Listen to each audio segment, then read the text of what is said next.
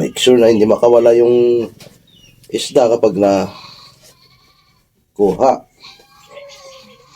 Ito. So from here, ganito kahaba na lang.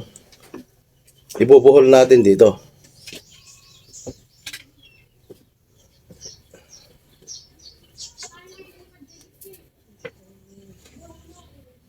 Ayan, mga kalakad, oh. Bubuhol natin dito. Dinoble lang natin ng tali. Ako.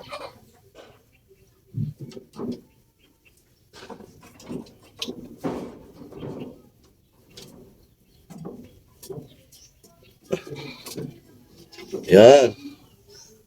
Ayan, oh, masyadong mahaba yung excess. Ibuhol mo pa dito. Just to make sure na very tight yung pagkabuhol dito, ano. Ayan. Basically, black po yung kulay ng sawiri. Ayan, mga kalakad, oh. Ayan.